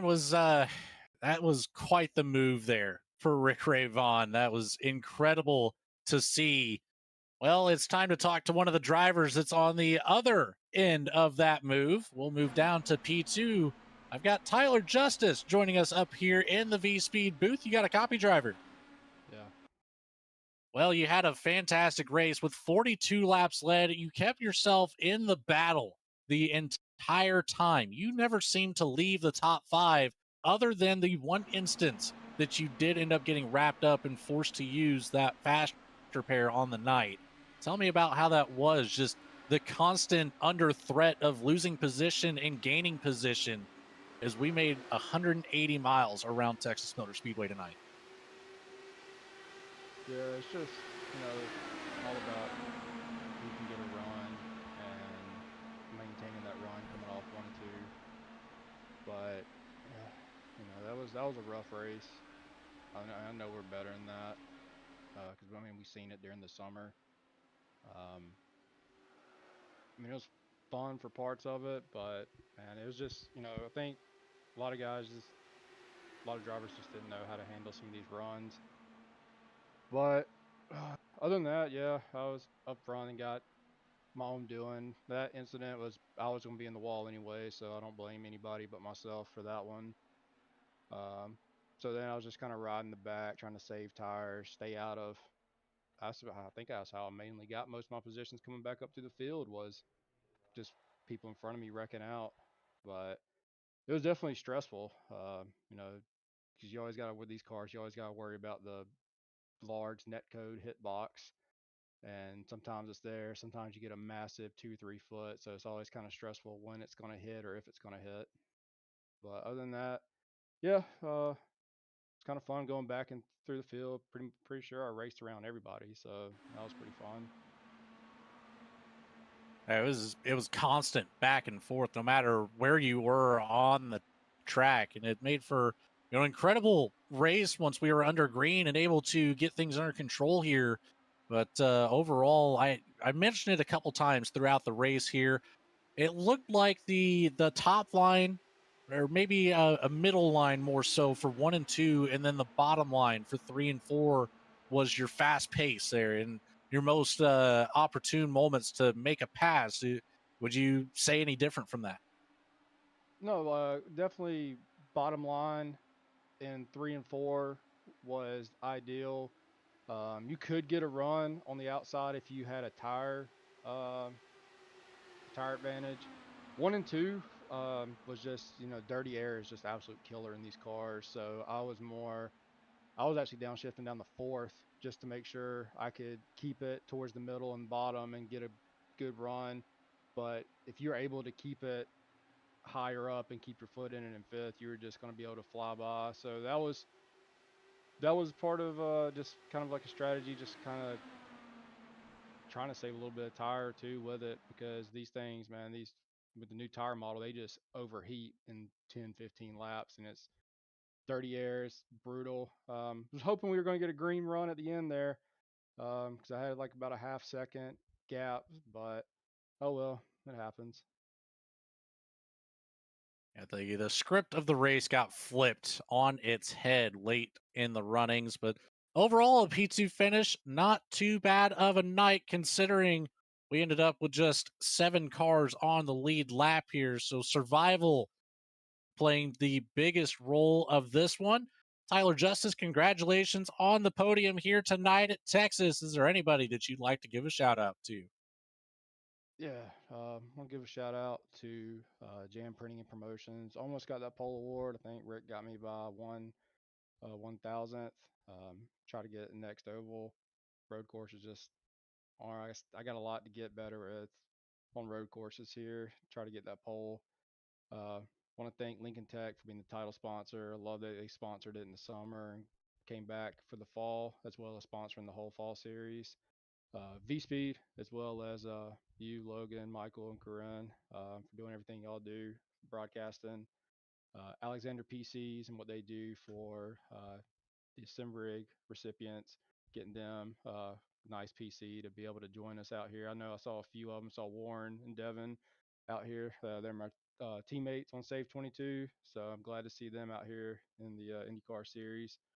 Want to shout out Majors Esports. Want to shout out Big Fish Barbecue and Logan Sturgeon. Tried to get him back-to-back wins, but like I said, things happen. Rogue Energy, use code RER for 10% off your order, and Save 22 and the Save 22 team, all my teammates out there.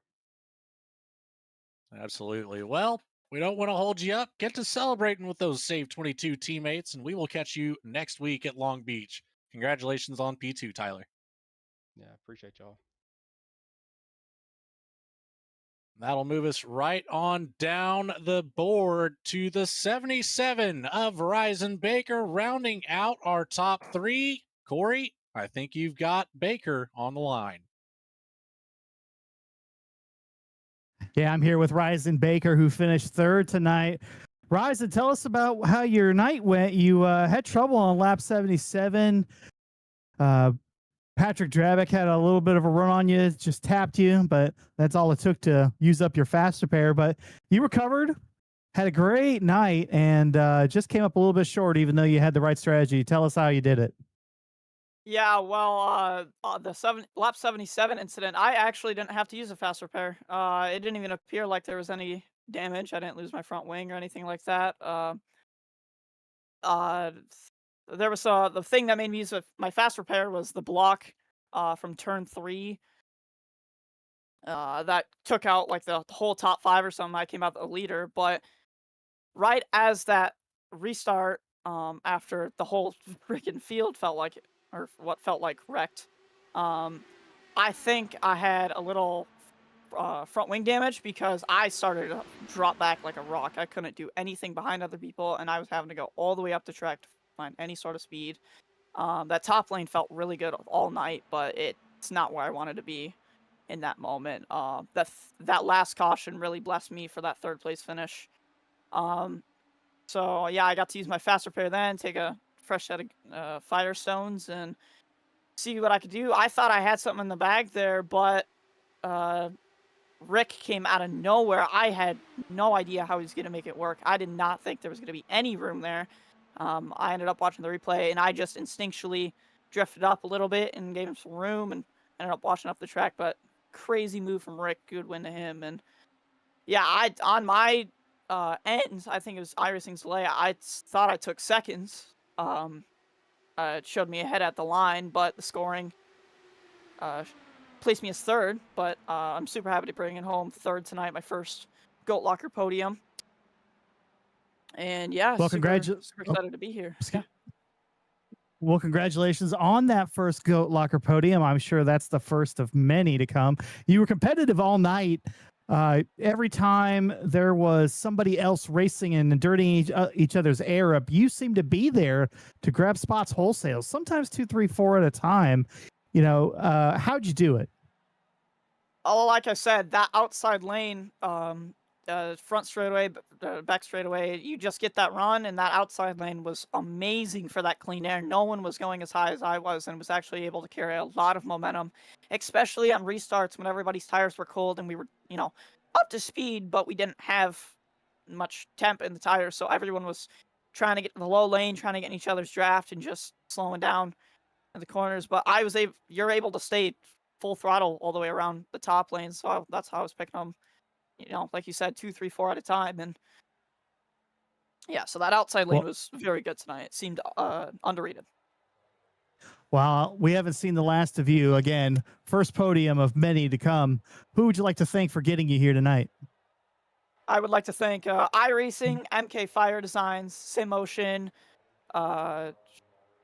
Lincoln Tech for sponsoring the IndyCar series. Thanks for Goat Locker for putting this whole thing on. I love racing here. Thanks for V-Speed for putting this broadcast on. I love watching your broadcast pretty much every night. You guys put on some excellent broadcasts, so super fun to watch, super entertaining, really well put together. Thanks for Robert Kubat. Thanks to Noah Hogard, race controlling tonight. And yeah, that's about it. Thanks for Good Smile Racing for sponsoring my IndyCar. Rising Home brings his sled home third. Well, that'll wrap it up for our post-race interviews here tonight. Corey, it was a fun one. It was a long one, however. 180 miles. What were your thoughts on this race here at Texas?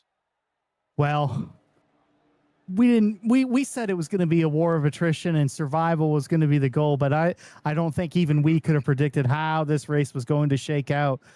One car that finished did not use their fast repair. Jamie Libke did not use her fast repair, and she was the only one. So, are all the ovals going to be like this? At 220 miles an hour, there's just no room for error. So as we go forward, it'll be interesting to see if the strategies changed after tonight. And it very likely will, as a lot of these drivers will regret not finishing this one. Well, that'll wrap it up here for Patrick Drabick, Jamie Barkas, and everyone else behind the scenes at Goat Locker. We thank you for all of your continued support of Goat Locker and everything it stands for. For Adam Baker, Bradley Cooper, Morgan Cook, Eddie Smith, and the rest of the crew at V-Speed, thanks for tuning in tonight. We hope you enjoyed the show. If you did, hit that like button so you never miss another one. We'll be right back at it tomorrow night with I believe the Cruising Classics Next Gen Series. Yes, the Next Gen Series on Wednesday night. We'll be right back at it, same time as tonight. That'll wrap things up here. Thanks to Corey Smith stepping in tonight, filling in for Jake Reeves, and of course, Michael McCarthy running the production truck with cameras by Dougie Beard. I'm Logan Threlkeld signing off, and we will see you next week at Long Beach Street Circuit.